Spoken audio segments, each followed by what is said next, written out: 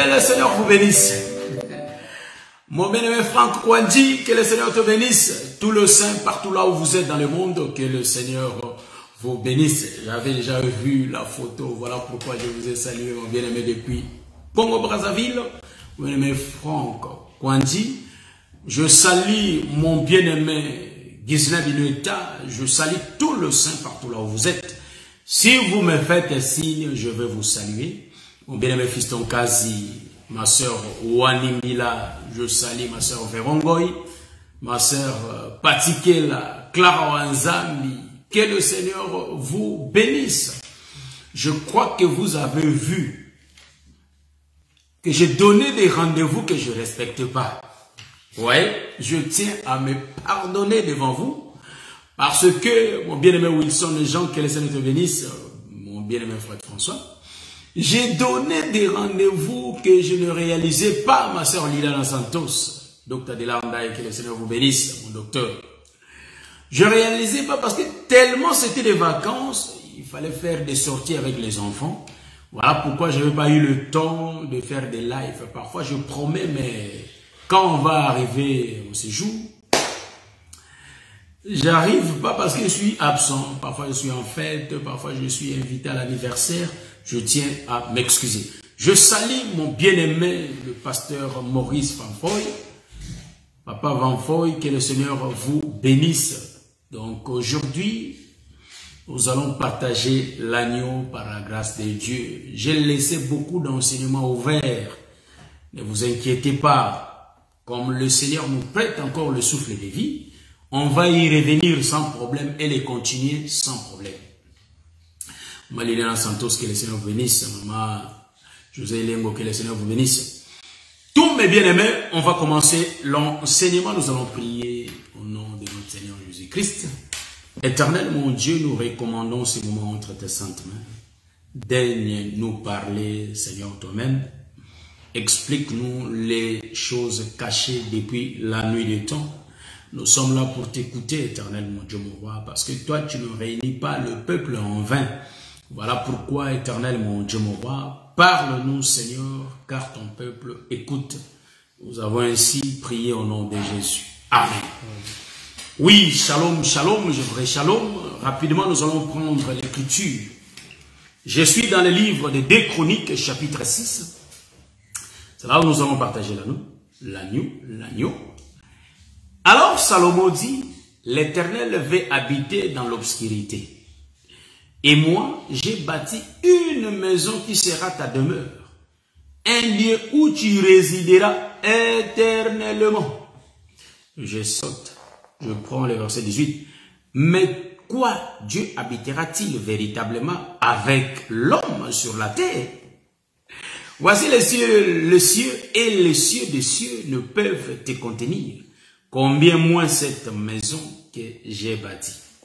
Voilà, je me limite là.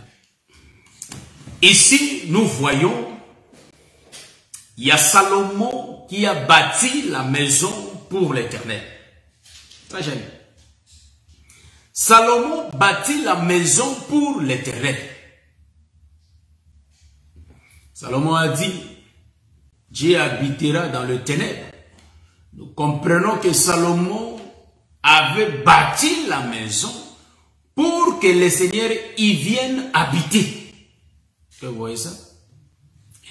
Et vous allez comprendre que Salomon qui avait bâti la maison. Voyez-vous ça? Donc, le bâtisseur de la maison, c'est Salomon. Or, si nous faisons une chute libre dans la création, c'est là où nous allons voir que celui qui avait commencé à bâtir la maison, c'était bien l'Éternel lui-même. Est-ce que vous voyez ça? Je suis dans le livre de Genèse chapitre 1. Le 6e jour, le Seigneur va bâtir la maison. Mais avant que le Seigneur bâtisse la maison, donc quand je parle du Seigneur, c'est Dieu lui-même, avant qu'il puisse bâtir la maison, il va d'abord réunir les sables. Voilà, les sables, il va les réunir. Voyez-vous ça? Or, quand il réunit les sables, en réalité, nous comprenons que c'est l'épée. Donc, Dieu était en deux Dans la création, quand il bâtissait la maison, est-ce que vous voyez ça? Ici, rapidement, vous allez comprendre que ce n'était pas donné à Salomon de bâtir, mais c'est lui qui devrait bâtir la maison en réalité. C'était bien David. Je tiens à vous signaler que nous n'allons pas mettre longtemps, car j'ai commencé en retard et je vais descendre un peu vite. Voyez-vous ça?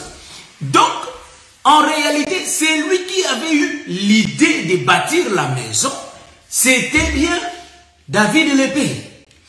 Donc, David le père, c'est lui qui avait eu cette idée de bâtir la maison.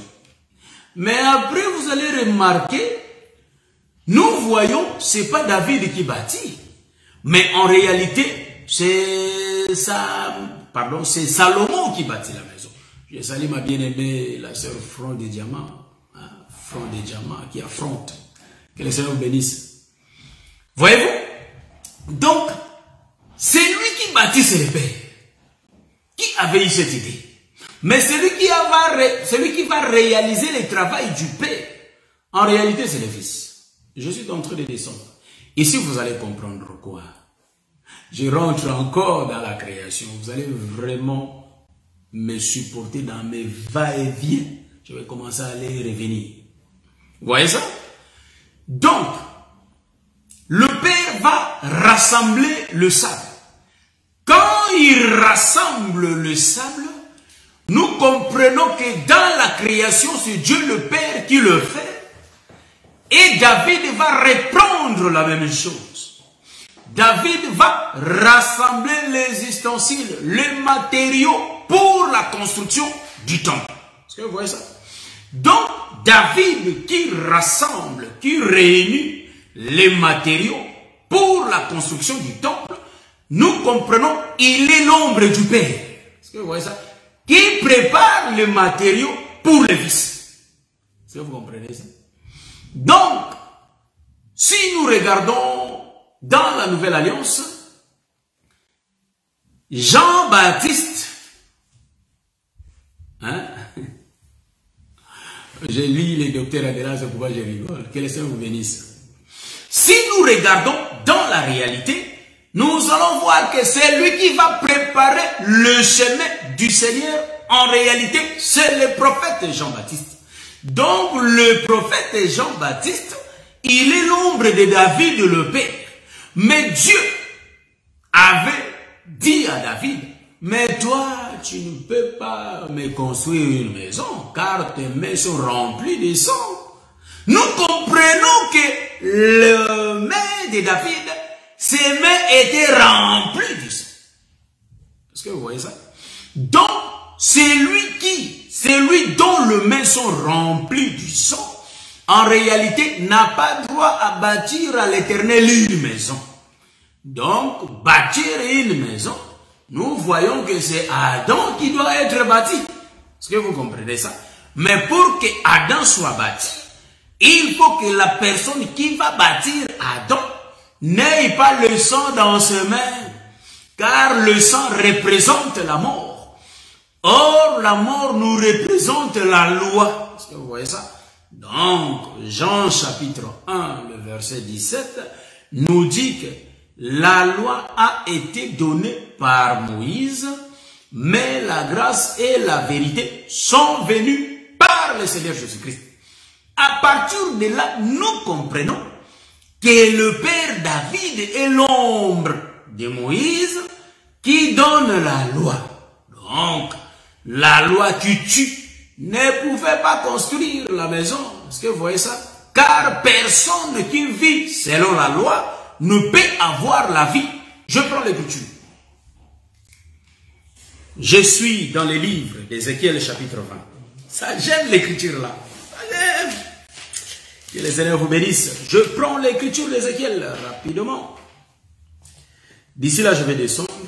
Je suis en train de donner seulement. Ézéchiel chapitre 20, nous prenons le verset 25. L'écriture dit, je leur donnais aussi des préceptes qui n'étaient pas bons. Voyez-vous, j'ai donné des préceptes, mais qui n'étaient pas bons. Est-ce que vous voyez ça?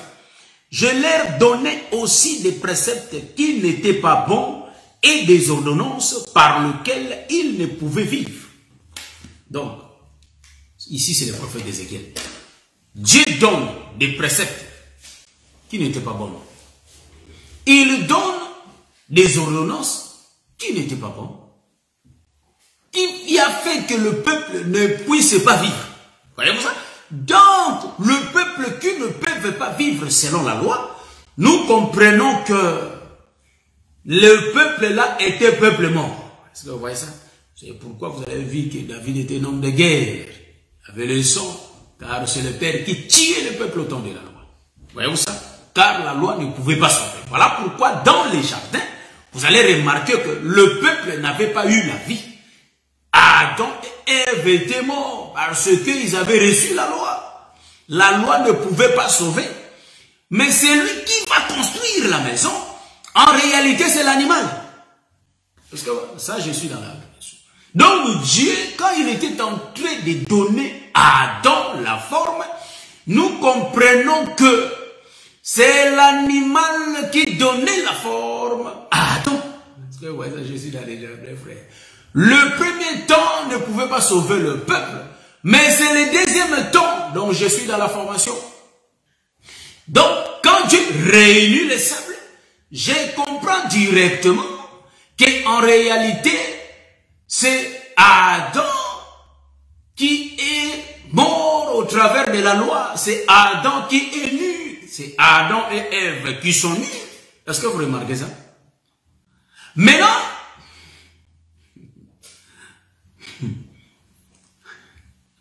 amen, amen, docteur. Voyez-vous ça? Maintenant, vous allez remarquer une chose. Est-ce que vous voyez la tournure que je fais là? Hein, vous allez dire que, bon, mais Adam était déjà vivant. Comment Adam? Nous disons, quand Adam était tombé, en réalité, c'est la mort qui avait tué Adam et Ève. C'est pourquoi Ézéchiel nous dit que Dieu avait donné des préceptes qui n'étaient pas bons et des ordonnances qui avaient fait que le peuple ne puisse pas vivre. Voilà pourquoi nous disons que le peuple ne pouvait pas vivre. Le peuple, en réalité, avait la loi. C'est pourquoi il s'est retrouvé nu. Parce que Dieu avait dit que l'arbre qui est au milieu, vous ne pouvez pas le manger.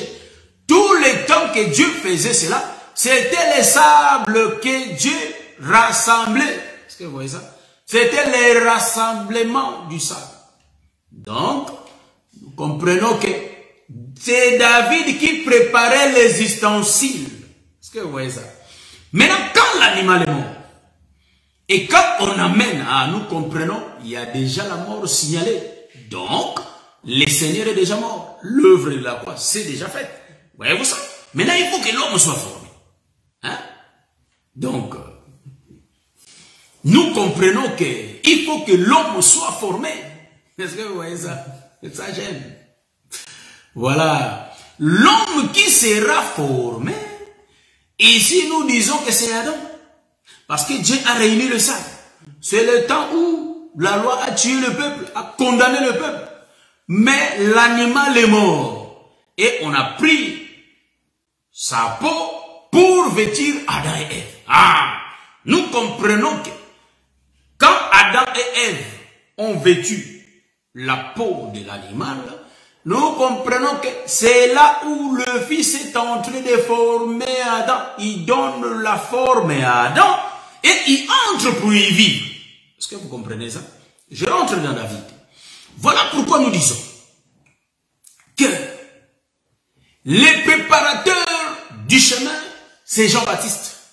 Le préparateur des ustensiles, en réalité, c'est David. Donc David, l'ombre de Moïse, l'ombre de Jean-Baptiste, le prophète de l'Ancienne Alliance, tous les prophètes de l'Ancienne Alliance ont rassemblé que les ustensiles. Mais il faut que le fils Salomon vienne. Donc ici, je suis en train d'expliquer le temps du soir, mais dans l'Ancienne Alliance. Est-ce que vous êtes en train de me voir? Le temps du soir, mais dans l'Ancienne Alliance. Voyez-vous ça? Donc le temps du matin, c'est David, et le temps du soir, en réalité, c'est Salomon qui vient. Mais quand Salomon vient, vous savez que Salomon n'a pas sauvé seulement un seul peuple. Voilà pourquoi vous allez comprendre que quand Dieu réunissait les sables, en réalité, il réunissait que Adam. Est-ce que vous voyez ça? Oh, mon bien-aimé frère François, nous aimons ça, mon bien-aimé Wilson. Il réunissait que Adam. Il réunissait les arbres pour la formation d'Adam. Pour sauver Adam. Vous voyez? Mais quand Salomon vient, il va construire le temple. Il regarde, mon père a fait quoi? Mon père a préparé les ustensiles. D'ici là, je vais descendre rapidement. Je vais parler beaucoup. Donc, quand je regarde David et Salomon, c'est là où je vois la distinction. Il y avait les pères et il y avait les fils qui a fait les mouvements, qui a fait le travail pour que l'homme soit construit, pour que la maison soit bâtie. Est-ce que vous remarquez? Il y a le père qui avait préparé les ustensiles et il y a le fils qui avait construit la maison. Remarquez ici, vous allez comprendre que dans la création, nous voyons que le Père lui-même, mais dans les livres de Chroniques, c'est là où nous voyons, il y avait la différence. Il y a une détail. Et nous voyons, quand le Seigneur était venu, il regarde, c'est comme Salomon, il dit, oh, mais en réalité, papa a préparé que les ustensiles, le matériau qui se trouve en Israël, mais j'ai d'autres matériaux qui doivent appartenir dans la construction, mais qui ne sont pas ici.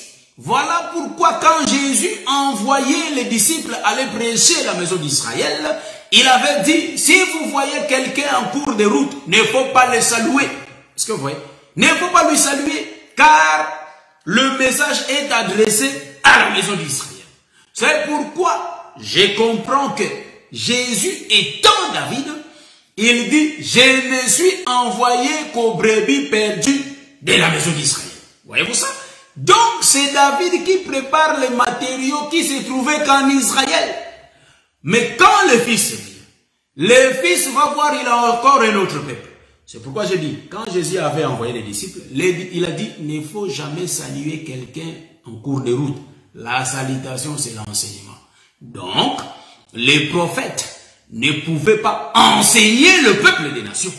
Ils pouvaient enseigner que les Israélites. Est-ce que vous voyez ça? C'est pourquoi vous allez comprendre que Jean-Baptiste préparait le chemin du Seigneur qu'au peuple d'Israël. Est-ce que vous avez vu ça? Maintenant, quand le Seigneur va venir, nous comprenons qu'il est déjà venu. Comme je dis, il a envoyé ses disciples. Le premier tour, c'est le temps du matin, là où tous les prophètes ont parlé qu'à Israël.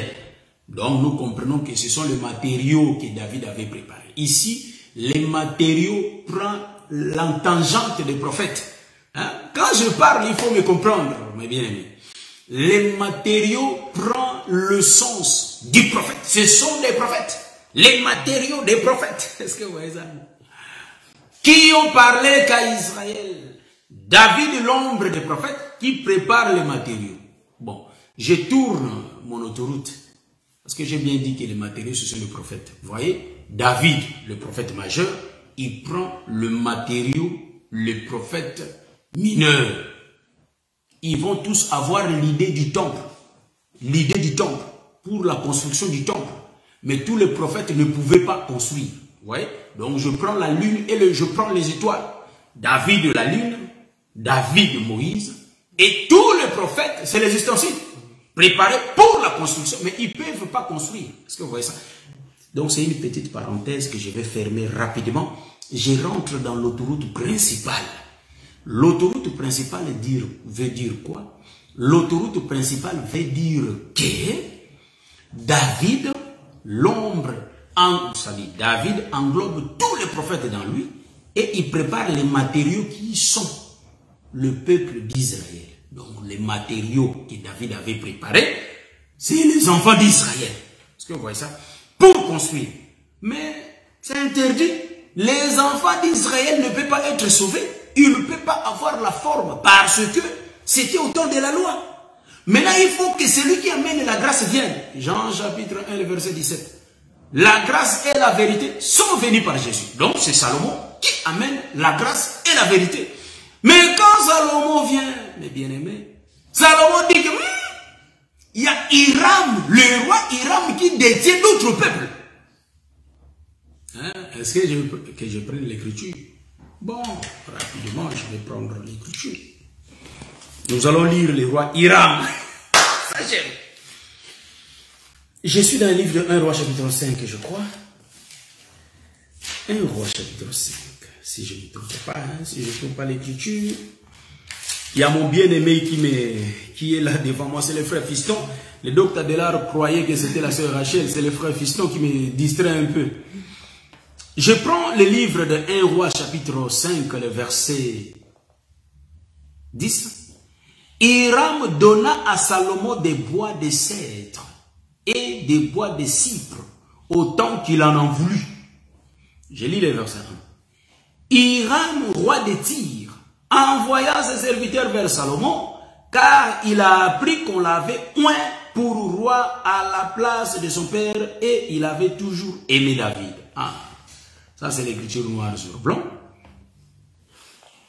Le verset 10-11 dit, Hiram donna à Salomon des bois de cèdre et des bois de cypre, autant qu'il en a voulu. Ici, je vais faire la virgule, hein, la virgule. Hiram était le roi de Tyr, Salomon était le roi d'Israël.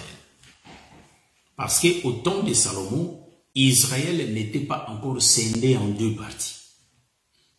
On avait Israël dans son entièreté et Jérusalem était la capitale. C'était un grand peuple. Est-ce que vous voyez ça?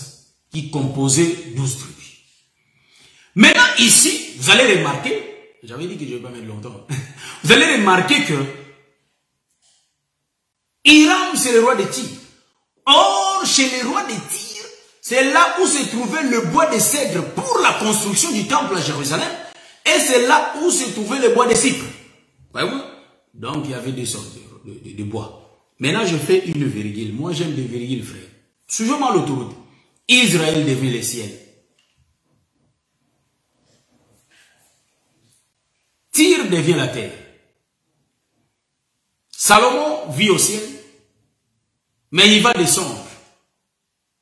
Qui va descendre? C'est les objets, le bien de Salomon, que Salomon va envoyer par ses serviteurs. Voyez-vous ça? Donc nous comprenons, Salomon et le bien est égal à 1. Donc Salomon, c'est le bien qu'il avait envoyé à Hiram. Le bien vient à Hiram. Quand Hiram reçoit le bien, son cœur est joyeux et il donne de bois de cypre et de bois de cèdre. Hein, les cèdres de Liban. Est-ce que vous voyez ça? Donc nous comprenons que Salomon a libéré deux peuples. Est-ce que vous voyez ça? Salomon c'est le père et c'est bien, c'est le fils qui descend et qui va vers Hiram, le roi qui détient le peuple, et il délivre le peuple de la main d'Hiram, l'ombre de Pharaon, et le peuple vont sortir. C'est pourquoi vous allez remarquer que quand Israël était sorti en Égypte, il avait les chiens avec lui. Hein? Donc Israël était sorti avec les chiens. Donc nous disons que la libération de deux peuples était faite une seule fois par la mort de l'agneau, Exode chapitre 12. Mais quand le peuple était sorti, la Bible dit que tout le premier-né était mort. Est-ce que vous voyez ça? Je crois que je vais chercher l'écriture là, c'est Exode, je crois, je vais chercher l'écriture. Bon, je crois que je sais pas si je vais trouver l'écriture, mais je sais, c'est écrit. Même pas un chien d'Israël a remué sa langue. L'écriture dit comme ça. Donc nous comprenons que Israël avait les chiens avec lui. Or, la femme cananéenne nous dit, la nourriture des enfants ne sont pas données aux chiens. Même le chien mange les miettes sous la table. Donc nous comprenons que les chiens qu'Israël avait, c'est les deux peuples, frère. C'est pourquoi vous allez remarquer, quand Salomon, en réalité, donne le bien à Hiram, Hiram joyeux, il va libérer deux peuples. Le peuple, c'est Israël et nation. C'est pourquoi le frère Paul nous dit que de deux, il en a fait un. Parce que pour que Salomon construise la maison, il faut deux peuples, pas un seul peuple. Donc, ça c'était une parenthèse que j'avais ouverte, une virgule, une parenthèse que j'avais ouverte, et une virgule que j'avais faite. je rentre dans l'autoroute principale. Quand Salomon vient, Salomon ne peut pas construire la maison s'il n'y a que un seul peuple. Donc Salomon va libérer le peuple, va demander de l'aide. Or, vous allez comprendre que ce que David avait préparé, c'était les matériaux qui se trouvaient en Israël. Mais quand Salomon vient, Salomon dit que il faut que je fasse de deux un seul peuple. Donc, il va appeler le pays, le peuple de loin. Le peuple de loin sont le cèdre de Liban et les bois de cypre. Donc, vont quitter le pays, en réalité, le pays d'Iran, et va venir vers Salomon. Et Salomon va construire la maison. En réalité, la maison va se composer et les matériaux que David avait préparés, comme les enfants d'Israël, et le bois de cypre et les cèdres de Liban, que Salomon avait préparé lui-même. Voilà pourquoi nous disons, Moïse a voulu sauver un seul peuple, mais il n'a pas pu. Mais nous remarquons, c'est Jésus-Christ notre Seigneur qui sauve deux peuples. C'est pourquoi le frère Paul l'a bien souligné, que de deux, il en a fait un. Remarquez sur la construction du temple.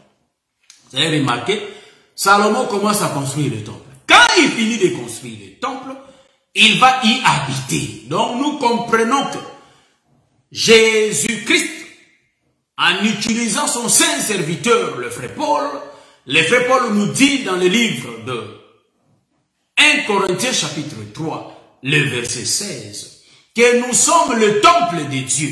Est-ce que vous voyez ça? Donc, le temple de Dieu, c'est nous. Donc, c'est pourquoi j'avais bien dit que les ustensiles, en réalité, ce sont deux peuples. Et les bois des cypres et les cèdres du Liban, c'est tout un peuple aussi. Le deux sont deux peuples. L'un, Israël, et l'autre, les nations. Parce que ça vient de loin. C'est pourquoi vous avez vu que Jésus a sauvé le peuple de loin et le peuple de près. Est-ce que vous voyez ça? Donc ici, nous disons que quand Dieu a fini, il a bien dit que nous sommes le temple de Dieu et l'Esprit de Dieu y habite. Donc nous comprenons que donc frère Paul nous a fait rentrer au commencement. Donc nous sommes le temple de Dieu. Le temple de Dieu, en réalité, c'est Adam. Et l'Esprit de Dieu, en réalité, c'est Dieu lui-même. Je suis dans le livre de Jean chapitre 4, le verset 24. C'est là où la Bible dit que Dieu est esprit.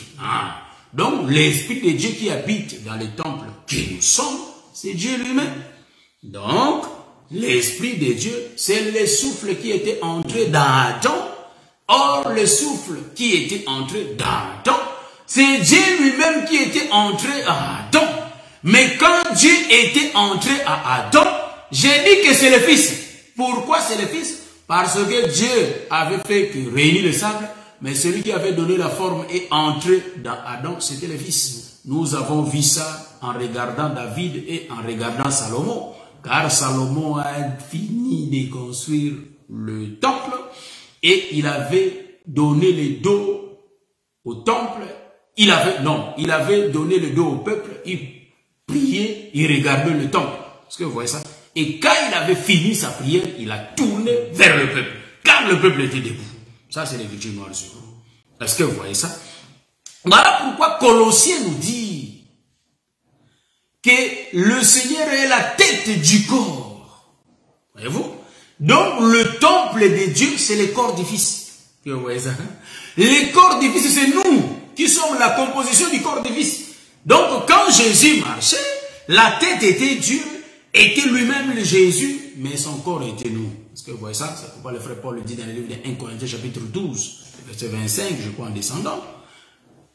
Nous sommes le membre du corps du Fils. Donc, en réalité, David ne pouvait pas construire. Tous les prophètes de l'Ancienne Alliance ne pouvaient pas former l'homme. Mais celui qui avait formé l'homme, c'était le Seigneur Jésus-Christ lui-même quand il était venu au temps de la grâce. Que le Seigneur vous bénisse et je crois qu'on va se limiter ici. Voilà pourquoi nous disons, bien-aimés, il faut marcher selon la volonté du Seigneur. Est-ce que vous voyez ça? Amen, mon bien-aimé frère François. J'avais dit qu'aujourd'hui, je ne vais pas mettre longtemps, que le Seigneur vous bénisse si je commençais trop en retard, mais nous sommes de retour. Vous voyez, on a beaucoup d'enseignements ouverts, nous allons les continuer. Je vais commencer à classifier comme le Seigneur va nous les ordonner. Et portez-vous bien, le samedi prochain, je suis là. Samedi prochain, je suis là, je suis de retour. Je salue tous les saints, tous les bien-aimés qui m'ont suivi et tous ceux qui vont me suivre après.